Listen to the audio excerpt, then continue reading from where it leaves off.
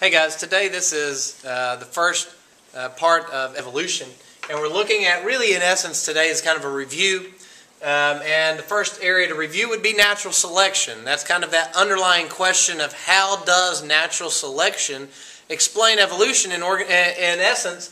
So we need to understand natural selection. So natural selection is a population of organisms can change over the generations if individuals having certain heritable traits leave more offspring.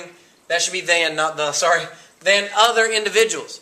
And this is a little bit more complex definition maybe than you remember from like a Bio 1 class where it may have just been survival of the fittest. But this is in essence survival of the fittest, meaning that there are certain organisms in the population that are going to be better at surviving than other organisms in that population. Not only better at surviving, but leaving more offspring.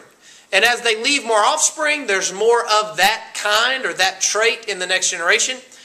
More of those particular adaptations, and then over time that population can see change. Natural selection results in evolutionary adaptations. So evolutionary adaptations are inherited characteristics that enhance the organism's survival and reproduction. So anything that makes you either better at surviving or better at reproducing is going to be an adaptation that makes you more successful in evolution. But the thing that we're looking at here is it has to be an inherited characteristic. It can't be something that the organism gains over its lifetime that it may not be able to pass down to the next generation. It has to be able to pass it down to the next generation, and then it has to make it better at surviving and or better at reproducing. And all of this drives evolution, which is a genetic composition of a population changes over time. And now this definition right here is the definition that we get most often for evolution, change over time. But notice what we're talking about here is not just change over time, but genetic composition of a population, meaning the DNA or the genes in that population are actually changing over time, which is what's important. Next we'll look at then is the history of evolution. So that gives us a little background. Now let's look at the history of it. Carlos Linnaeus would be the first person many times that we talk about with evolution. He specialized in taxonomy, and he took these organisms that he saw that were categorized, and he had to put some kind of title to them that would make it understandable to future generations. That was the idea. So he developed what we call binomial nomenclature, which is typically what you see today as domain, kingdom, phylum, class, order, family, genus, species. And genus, species being the actual binomial nomenclature that tells you what that organism is. And that gives us the ability then to speak across cultures and across languages and different things like that. Everything has a specific scientific name, the genus and the species, from Carlos Linnaeus. Next would be Jean-Baptiste Lamarck. Now Lamarck, the reason why we include him here is because he was on the right track. He's trying to help us understand what's going on in the world that we see. But he kind of missed the mark. He said that modifications an organism acquires during its lifetime can be passed along to its offspring. The problem with this is that modifications that you acquire during your lifetime many times are not able to be passed down. It's the stuff that you're born with, maybe a mutation in the DNA that gets passed down. But he did at least notice that there's some specific things that are making some organisms more successful and possibly even be more have a better ability at reproducing. So that's why we include him in here. He was wrong on the idea, you know, a giraffe through its lifetime it stretches its neck, stretches its neck, stretches its neck, ends up with a longer neck at the end of life, and he's passing that longer neck down to his offspring. That's not the case. A blacksmith that hammers on that steel and shapes that steel and metal and that sort of thing, maybe developing those strong bicep muscles, that sort of thing, those developed biceps are not going to be necessarily passed down to the next generation.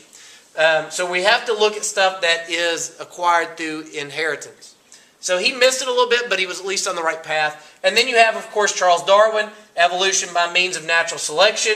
He did most the big part of his work that we reflect back to most of the time is what he did with the Galapagos Island finches. noticing that they have different beaks, and those different beaks give them different food strategies. And as one food source maybe died off or became hard to find, that group of finches were no longer around or weren't around ability to pass their traits down very well.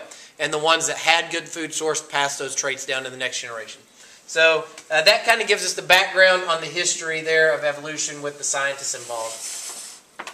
The next thing we want to look at then is a summary of what Darwin actually did say. So what did he mean? How does it all work out? So he did describe natural selection to us. This is differential success in reproduction and survival. A little bit simpler maybe than on the first slide, so you can kind of modify those definitions as we go here. Natural selection occurs through an interaction between the environment and the variability inherited among individual organisms making a population. In other words, if you look down here at our population, I've got bugs down here, obviously fictitious bugs. I don't know how, I can't draw real bugs. Not well, at least. So I've got bugs and they've got different spots on them. That is the variability of offspring in a population. If all the population is the same, then there's no evolution taking place there. Evolution takes place when there's variability or difference in the organism. So here, some organisms have more spots than others. So we have variability. You are still in the building. Can you call Leah Miller? ASAP. Thank you. And natural selection also is the product. The product of natural selection is the adaptation of the population of organisms to their environment. So here we have variability. Spots give a better camouflage, maybe, in this fictitious bug. So what do we notice in the next generation? We have bugs with more spots. So the variability, in essence, have even kind of gone down. And depending on the environment, notice up here, environment, that will dictate the possible number of spots in this animal. Okay? Some evidences of natural selection. We see evidences of natural selection in a number of ways. Camouflage, mimicry, and symbiosis. That goes to the project that we're doing in class. This is organisms that have adapted several traits that look like their environment or other organisms and have battled the arms race for survival, meaning they've modified as they've went, trying to be successful. And really, any organism in nature we could take out and see what adaptations do they have that make them successful. Something has made them survive when others haven't, and that is the adaptation. That's an evidence of natural selection. Another is resistance, and we see this in today's world. With insects, as humans have used stuff like pesticides on crops, we've noticed insects that have adapted to the ability to be resistant to that pesticide. In essence, if there's variability in the population, there's going to be maybe at least a couple of them that are not affected by that pesticide. That means they're around to reproduce. They generate the next population, so now the next population is resistant to that resistance to that pesticide. Another is drugs. As humans have developed medications, bacteria and viruses have adapted to survive those medications. And we see this with the superbugs, MRSA being one that's popular right now. Bacteria that is very hard to kill in like hospitals and stuff because it's developed a resistance to most of the antibiotics and even the cleaning agents and stuff that we use. Some more evidence in support of natural selection. We have homology, which are similarities in characteristics resulting from common ancestry. So this goes back to that natural selection being the means of evolution. If there's similarities in characteristics, then they must be from a common ancestor. And one of the most common ones that we use is anatomical, which are the homologous characteristics. The homologous characteristics are things like the human arm, the cat forelimb, the whale flipper, the bat wing. If you look in your book, figure 22.14, it goes into some detail on these. They have the same bone structure. They use it differently, but the bone structure is there. So the similarity in the characteristic is there that you can see common ancestry. Another is vestigial structures. Vestigial structures are those structures with little or no function or importance to the organism. The most common one that we use in humans is the appendix, but more so than the appendix, you could look at even others, the muscle that controls the movement of the ear. We don't use that muscle. It's present. We don't use it to wiggle our ears. Some people are able to do that. But on average, that vestigial structure does little to nothing for the organism. There's embryological similarities or homologies there.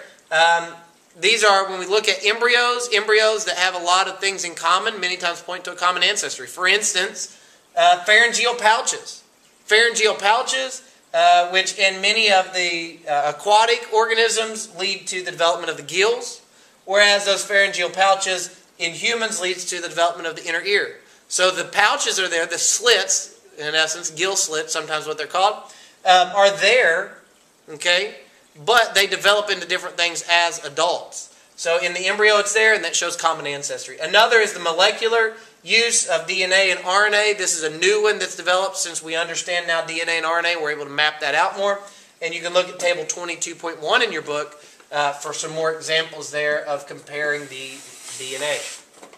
The last thing that we look at for evidences and support of natural selection would be biogeography. This is the geographic distribution. In essence, the more closely related you are to the organisms most nearest you usually. There are some organisms that look very similar, but they're on opposite sides of the world. And what we find when we start really breaking those down, many times we notice that there's not a common ancestry, there's a common environment. So that's the difference between convergent and divergent. Convergent is organisms that live in different geographies many times, but similar environments, similar habitats maybe, similar niches, so they look like each other, kind of like going up to a point. Convergent. Divergent would be the stuff that we talked about on the slide before. They look like each other because they come from a point, but now they look different. They still have a lot of similarities though. The last would be the fossil record. Fossil organisms should precede current life, and this is the case as fossils have been discovered. Most of the ones that we discover that are no longer around show common ancestry to stuff that is around, and even common ancestry to each other. So we see that fossil record is preceding current life as stuff goes extinct.